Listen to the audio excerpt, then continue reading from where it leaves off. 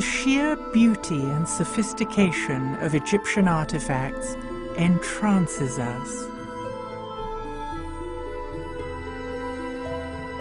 How can we unlock the code embedded in every object they made?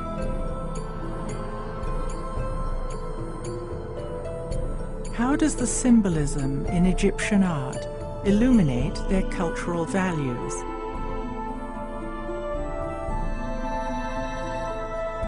What ancient secrets still lie hidden in plain sight?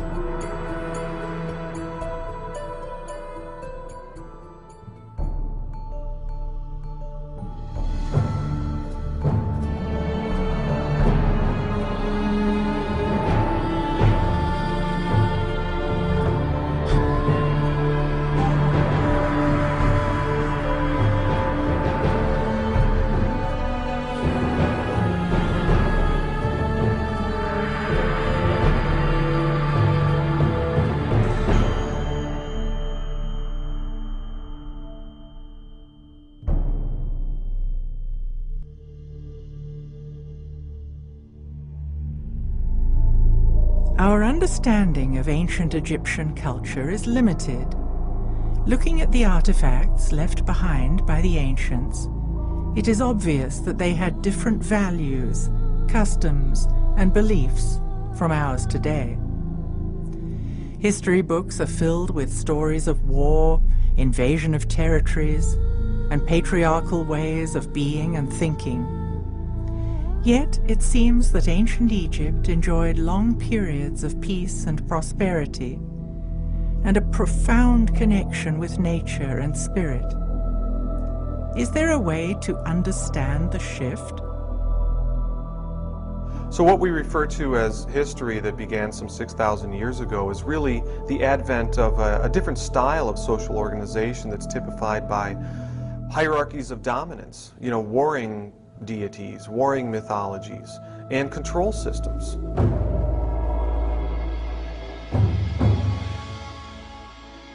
Vedic culture from ancient India speaks of a grand and measurable cycle of 26,000 years, consisting of ascending light ages and descending dark ages.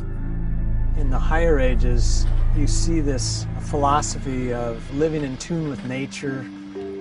People talk about speaking with the gods and a lot of interaction. Virtually every ancient culture has stories about the gods if you go back far enough. And you see a lot of matriarchal cultures if you go back far enough.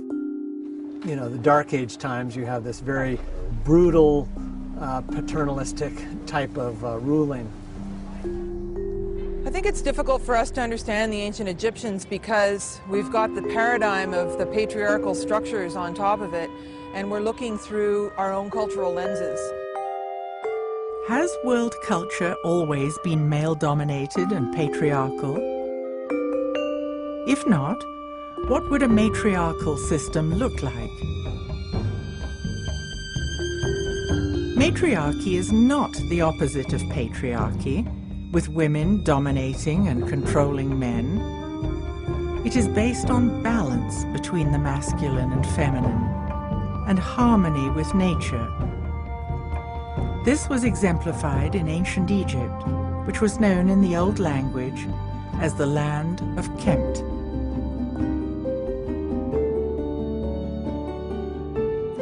Hakim Awiyan received teachings about the Comitian people in the distant past. The ancient life system in Egypt here. The Comitian tradition being passed down through the mother. Mother is the teacher. Not the father like patriarchy system, this is matriarchy. She is the goddess. She is everything in the house. Based on the countless artifacts that show the high status of the feminine, it seems that women had the same status as men, if not a higher status. In the museum, you have statues. You notice that the woman put the arm around the man's shoulder. And that shows, are they equal? No, woman was the upper head in the family. When she put her arm around the man's shoulder, she's saying, this is mine. You also see that the sculpture in the old days put the feminine wig on a man's head when he promoted more to a woman than a man. Men's wigs were layered in different lengths, like steps. Women's wigs were parted in the middle, smooth, and all one length. When a man wore a woman's wig, it was an indication that he had high status. Only men with wisdom who wear the women wig. So these are the scribes and the physicians and the rest of them. All you can do is go back into the Old Kingdom, and what you find is, is obviously a fair amount of equality. The goddesses are revered as reverently as the gods, and there's even the instance, for example, of Hathor, the exception, in that she's the only deity that has a temple column all to herself. So the Great Mother, the great feminine principle, occupies a very important part in the whole Egyptian symbology, the whole Egyptian doctrine. There's absolutely no doubt about that. Women could own property at as much rights as the men. They could divorce as easily as the men. Of all the known sophisticated civilizations that we have access to, probably women were better off in Egypt than they were anywhere else. Perhaps we are looking at ancient Egypt from a patriarchal viewpoint. We should let the symbolism in the artifacts tell their own story. The frescoes we see lining temple walls in Egypt and on stone slabs in museums around the world each tell their own story. We see the same images repeated again and again in Egyptian art. By learning to decode these symbols, we can look back in time, peeling back the layers of patriarchy that cloud our understanding of ancient history. Then we can begin to decipher the messages that the ancients left us. You have to accept that we're dealing with a period that occurred at least 5,000 years ago. And the little we know of it comes from archaic texts that were written in a very occult and esoteric manner. They weren't meant for you and me. The secrets of the ancient Egyptians were not for the commoners. They were meant for a very, very small group of elites who had to be initiated over many, many years to appreciate what these texts said. They were for the high-level initiates, which were people who were trained, and they would go through different initiations, tests, that would help them be wise, that would help them confront their fears, that would balance them in the body, mind, and emotions. Initiates were students who were given rudimentary instruction on the mystery traditions of Mayan and Egyptian cosmic cycles. As they approached higher levels of consciousness, they came to respect different aspects of themselves that were represented in the feminine and the masculine. But they went further and called it sacred feminine and sacred masculine, which meant the purest form that was actually connected to the two hemispheres of the brain. Feminine consciousness corresponds to the right hemisphere of the brain and the left side of the body. In contrast, masculine consciousness corresponds to the left side of the brain and the right side of the body. Patriarchal consciousness focuses on history, linear time, dogma, rationality, waking reality, and science. Matriarchal consciousness focuses on eternity, cycles of time, ritual, magic, altered states, and art. If we examine the art, we can see the characters almost always have one foot slightly forward. In some instances, they take a big step forward. In each scene, the goddess has her left foot slightly leading, showing awareness of the feminine principles of timelessness and magic. The pharaoh, however, takes a large step with his right foot. This shows that he is grounded in the masculine. Similarly, we often see images with 2 left hands. It has been suggested that this is just a stylistic convention, but we should not impose our ideas on Egyptian art. Left hands suggest giving, while right hands suggest taking. In our culture, we've practically erased the feminine in favor of the masculine. Reading, writing, and arithmetic. Art, music isn't as important. And our society is completely unbalanced because of it. The ancients knew that you could not achieve high states of consciousness without these being in balance.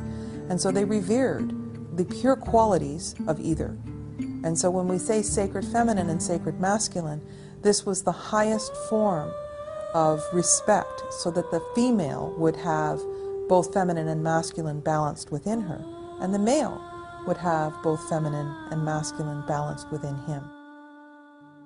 Balance between the sacred feminine and the sacred masculine runs deep in Egyptian symbolism. We see gods and goddesses carrying a crook, a flail, and a staff in various combinations. The crook represents the balance of the emotions. The flail symbolizes the balance of the mind, and the staff depicts the balance of the body. Once balance of the body, the mind, and the emotions was achieved, consciousness could develop. Notice the staff always has the head of a bird and a forked base. The staff never touches the ground. This indicates that we are spiritual beings having an earth experience. We are incarnated here, but our souls can go beyond the earthly plane. Egyptian temples were places where spiritual work was done.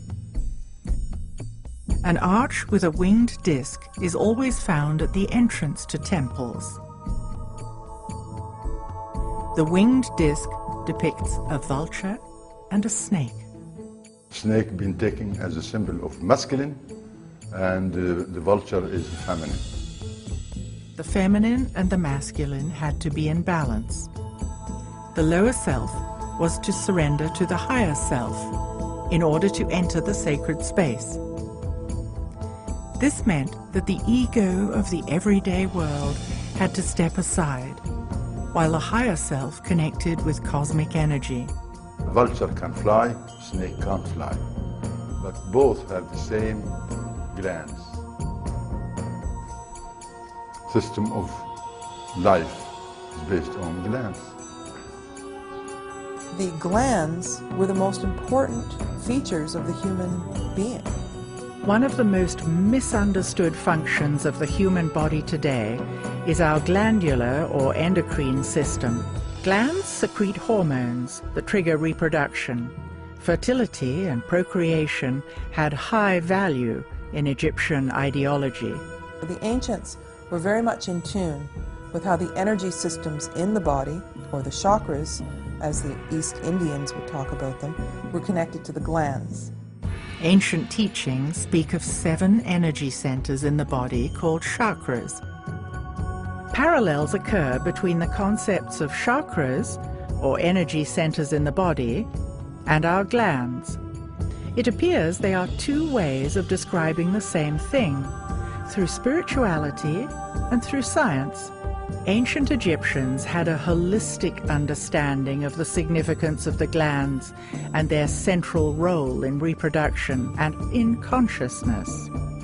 If we can decode the symbols, we see that the sacredness of procreation is readily visible in ancient Egyptian art. When you see a boy or a man, you see a kind of a bottle on his head. That is not a bottle or not a white crown symbolizing Upper Egypt, as my colleagues and the scholars say. No, This is a gland in the human body known as the thymus, located behind the lungs. The thymus is most active when a baby is in utero. It continues to be active until puberty. Then it begins to shrink and is atrophied when we stop being fertile. It was a critical activator of consciousness. The red crown is another. It's the womb, the placenta. The thymus and the womb are connected for the cycle of life. When you see the double crown, the red crown is the womb and the placenta. The white crown is the thymus, who has its influence on the womb. That's the symbol of one of the glands. In the early 1900s, alchemist Schwaller de Lubitz presented a work called The Temple of Man. It demonstrated that the architects of the Luxor temple used sacred geometry, which reflected the exact proportions of the human body. As in all Egyptian temples, the most sacred space was located at the back of the temple, the Holy of Holies, which corresponded to the pineal gland. When activated, the pineal gland is said to stimulate the evolution of higher states of consciousness. If the temples were metaphors of the human body, the pineal gland corresponded with the Holy of Holies. At the entrance to the most sacred part of the temple stand tall pillars representing the masculine and the feminine, papyrus and the blue lotus. The papyrus and the lotus reflect the balance between the feminine and the masculine principles and are shown together throughout ancient Egyptian art. The blue lotus is a symbol of life, and this plant, blossom, flower, it grows in the water like water lilies. It's where the ancient commissions believe that life starts in water and in that lotus form. We have seen there are always multiple layers of meaning embedded in ancient Egyptian symbols. Is there another reason why the blue lotus was so important in Egyptian ceremonies?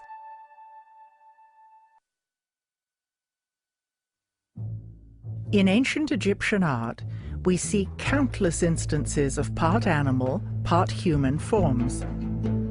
What were the ancients trying to convey by these curious images? There's a technical term for such creatures that anthropologists use. They call them therianthropes, and that's from the Greek therion, which means wild beast, and anthropos, which means man. They're combinations of beast and man. It's not an accident that all of the gods of Egypt are therianthropic. They have, of course, fully human forms, but in most cases they also have forms that are part animal and part human. So you may consider Horus the head of a hawk and the body of a man. You may consider Sekhmet a lioness with a human body and a lion's head. Or Anubis, of course, the guide of souls, who is part jackal and part human. Egypt isn't the only place where these half-animal, half-human images have been found. Half a world away, we find clues to decode these mysterious symbols. Throughout the Amazon today, shamans working with the powerful visionary brew ayahuasca, a combination of two plants. Very frequently they will, after their visions, when they return to the normal, alert, problem-solving state of consciousness, they will actually sit down and, recollecting what they saw in the visionary state, will paint and draw the images that they saw. And the most common motif of these ayahuasca visions is the therianthrope, creatures that are part animal and part human in form. This specific characteristic of the ancient Egyptian gods is one of the things that tells me that our ancient Egyptian ancestors were using altered states of consciousness to explore the realms of spirit. Again, we see images of blue lotuses. Is there another, less obvious interpretation of this symbol? Altering of consciousness has been done by a variety of different methods and techniques, most commonly in shamanistic cultures, still to this day. It's done by using hallucinogenic plants, which, as it were, switch the receiver wavelength of the brain and allow us to tune in to other realities. Of course, there are a range of non-drug techniques, rhythmic dancing, certain kinds of music, certain kinds of spaces have an effect on human consciousness. But there's a great deal of evidence that they made use of a potion involving the blue lotus and the mandrake root, possibly also the opium poppy as well, to enter a visionary state, and in that visionary state to explore, navigate, and learn about the realm that lies beyond death. And they had very concrete and specific ideas about this, which are expressed in the ancient Egyptian books of the dead, going right back to the pyramid texts. This was not a work of imagination on the part of the priests. This was a work of documentation, of their out-of-body exploration of realms that lie beyond the merely physical. Is it possible for us to learn to access other realms today? Can we expand our capacity to perceive? Do we need new ways to describe these phenomena? If I come today and say, I saw you in my dream, you're going to ask me, what did you see? Then I say the dream. Now, did I saw you? The verb see is not there, because I did see you in my dream, but not with my eyes, because I was asleep. So how did that happen? It must be a sense put all this vision to me without my eyes. But I still, when I speak, limit vocabularities to say, I saw you in my dream. No, I didn't see you. But there's no other way to say it. Could the ancients have mastered innate human abilities that we have forgotten? You can't tell if that bird on the tree is happy or frightened from a cat. Yeah? You can't tell that the donkey is annoyed or happy by the vibration of the sound. And that's what we want us to notice, the sound. It's not the word you said, it's how being said. You can tell if this vibration, the truth or not truth. It's natural.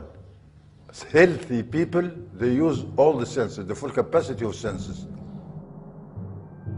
The five senses, as we know them today, were symbolized by the scarab. And when you see the scarab, you are looking at a human skull, divided in three sides, three sections. The front head, symbolized by ancient people as seven openers, 2, 4, 6, 7. That is the front head. And these are the receivers.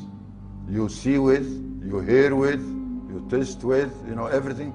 On the left side is the consciousness side, and that is the daily deeds digested every moment you look at things. But the other side is the subconsciousness side, something you are unable to explain what's going on. It seems clear that the ancients knew about the subconscious mind. They had the power to reach beyond the senses, something we began to be aware of with the writings of Freud and the advent of psychology in the early 1900s. Don't compare people of today like the people of the ancient days. The people of ancient days were healthy. They able to use the senses. We looking at things as a crippled people. We only have 5 senses. We're supposed to have 360 senses. 360, and only 5 is recognized. We got the glands of the sense, but we didn't use it. And any muscles you don't use, it shrinks. Obviously.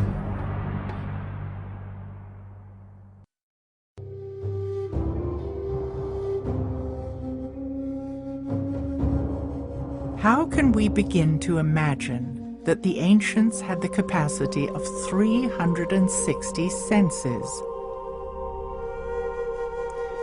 Perhaps a metaphor for the full spectrum senses could be a sphere.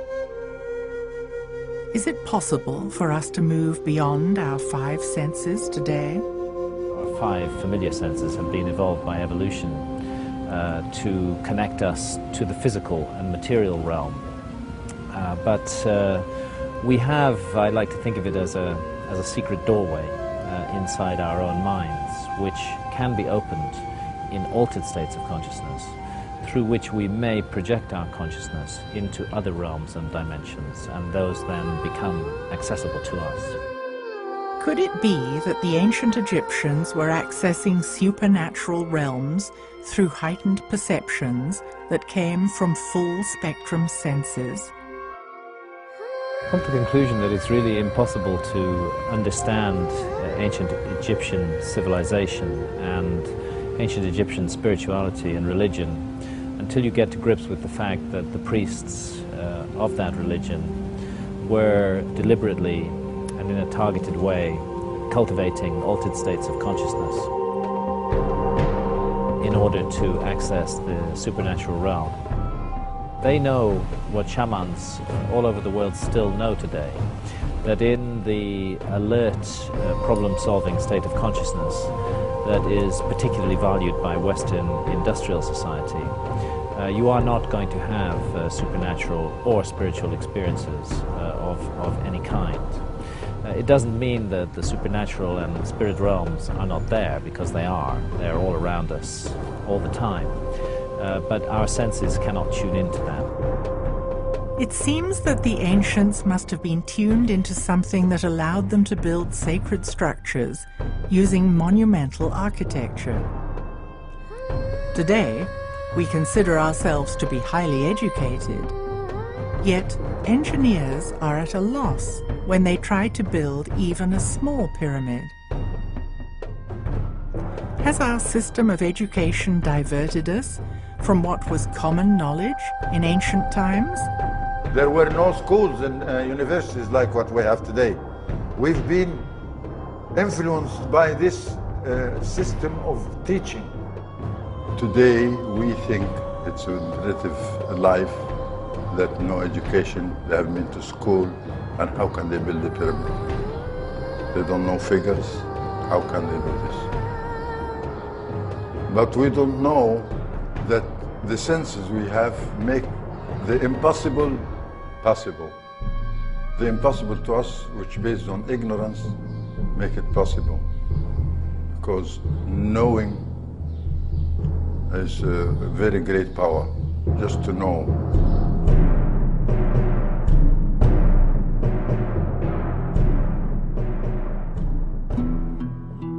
The most important ceremony for teaching the populace how to live well was the weighing of the heart. It reveals what the ancients believed happened in the moments after death. Initially, in the ceremony of the weighing of the hearts, the deceased would meet Anubis, who would say, "You're dead. Let's have your heart. We're going to weigh it against the feather of truth." If your heart was heavy because you had done something immoral, you weren't allowed to go to the other side. So the populace learned that they had to be light of heart in order to live well. As ancient Egypt slipped into patriarchal ways of being and thinking, the old spiritual ideology became codified, and organized religion became dominated by the Amun priesthood. The Amun priesthood had a lot of power, and they were in a position to have people pay for their salvation. It used to be that your heart was weighed against a feather of truth, but in later pictures of the ceremony of the weighing of the heart, you'll see Horus holding on to the scale, and you could pay the priesthood for Shakti dolls, and the more of them you had, the more likelihood you could buy the lightness of heart instead of being light of heart. Well, this is a fundamental change in terms of how to live well. And I think that we still are living in that way. History is written by its victors, and as the patriarchy took hold, much effort was put into suppressing Egypt's matriarchal past. There's a few pharaohs who were erased from the king's list. Hatshepsut was one, Akhenaten was one, and Tutankhamun was another. The legacy of the controversial pharaoh, Akhenaten, was almost lost forever with the complete destruction of the city he and Nefertiti had founded at Amarna. Now, very little was known about Amarna until there was an earthquake, and the pylons at Karnak were filled with these little blocks that had been cut up, and they used them from Amarna to just as filler inside the pylons. So when archaeologists found them and started putting them back together, they realized there was a very large story here. For the ancients, life on Earth mirrored the motion of the stars in the sky. What the ancients did is they would have the capital be at Heliopolis in the north for 2,160 years, and then they would have the capital be at Thebes, which is now Karnak, for that length of time. When Akhenaten came into power in the new kingdom of the 18th dynasty, it was right at the time when things were supposed to shift. During this time, the patriarchy gained momentum, with the Amun priesthood steadily becoming more powerful. Akhenaten happened to have been born at one of these points of return, or beginning. He believed that he was subjugated, like all pharaohs, to a cosmic law, to the law of math.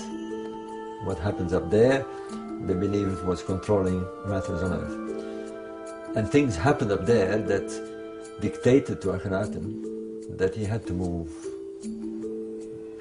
his base and had to reinstall the original religion.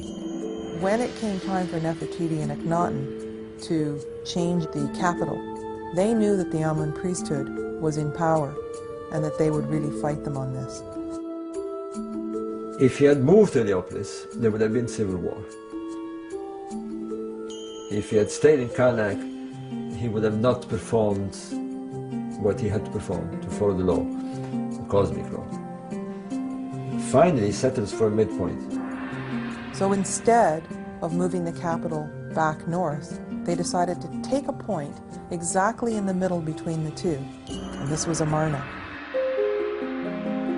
Art created by artisans in the Amarna period is exquisite and markedly different from the art in other periods. For the first time, Egyptian royal art depicted the pharaoh and his family all together and clearly showing affection for each other.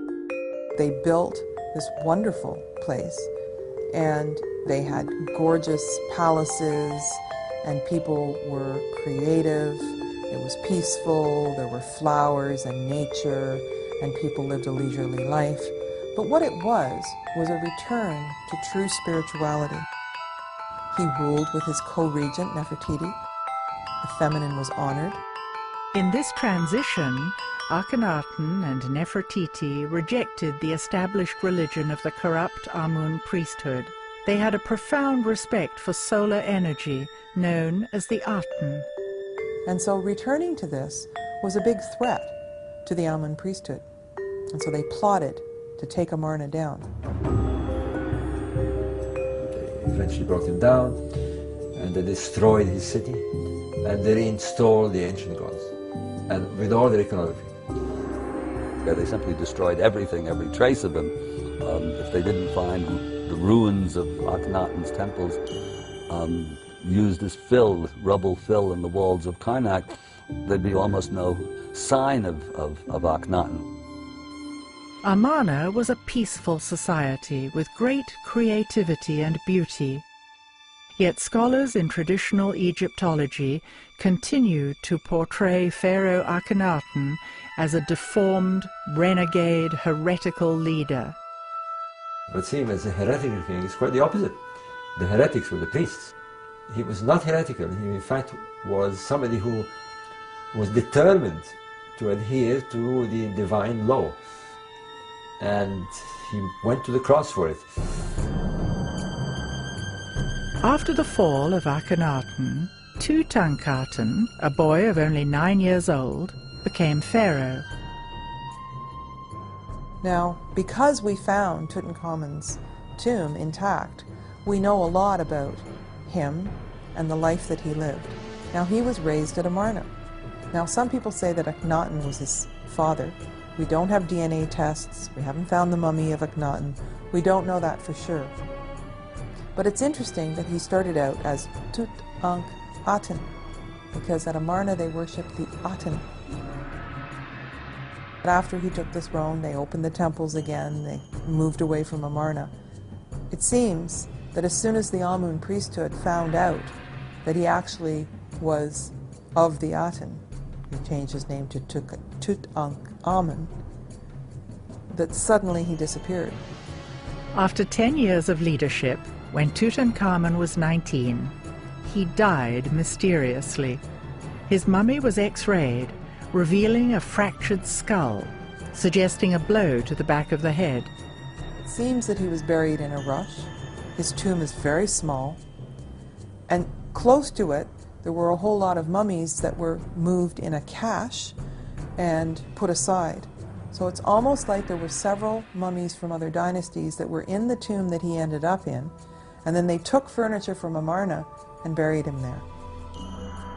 Though the tomb of King Tut left us many clues, his fate remains a mystery.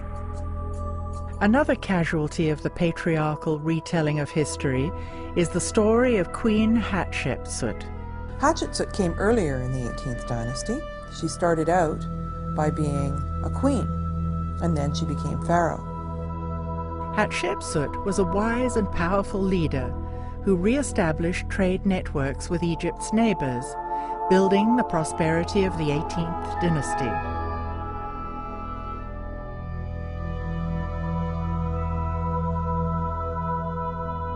She was certainly ruling for a long time at a period of tremendous peace and prosperity. The artwork was never better than under her reign. Had she been male, she would likely have been remembered in history books as the best ruler of Egypt. Regardless of her success as a leader, she is still an enigma. There has been much controversy about Hatshepsut. It could be due to the patriarchy having little tolerance of images of an empowered woman. No one seems to agree on who the real Hatshepsut was. There have been massive books written on Hatshepsut, and again there are no real conclusions. Obviously Hatshepsut must have been a very able ruler because she stayed there apparently 22 years. But somehow, about 20 years after she passed, her statues were broken and all put into a pit. When they found them, they started putting them back together. But like Akhenaten and Nefertiti, the Amarna period, they were largely forgotten because the people who came after were very threatened, and they somehow wanted to destroy all trace.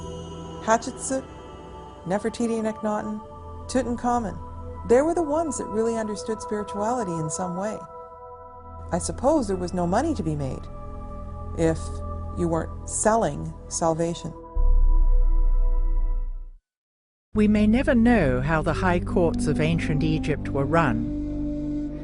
It seems likely that the stories passed down through the patriarchal institutions of the 19th and 20th centuries may have misled us. The peace and prosperity of the 18th dynasty, particularly in the time of Hatshepsut, Nefertiti and Akhenaten, had to do with honoring the feminine in balance with the masculine. Looking at Egyptian artifacts and frescoes, it is clear that the feminine principle played a prominent role in society and was cherished and revered. The feminine principle was articulated in the concept of a great mother who was central to the ancient Egyptian worldview and was echoed by other world cultures. The Milky Way in the sky is mythologized in various ways, in various traditions, in various cultures around the world, and it's often thought of, almost universally thought of, as a great mother principle, the great cosmic mother in the sky. In ancient Egypt, biology met cosmology, and both were considered sacred. When you look at the cosmology in terms of biology, it's describing events that happen inside of a womb. And the womb happens to be the womb of the mother goddess. In both Mayan and ancient Egyptian cosmology, the center of the Milky Way galaxy is where stars are born.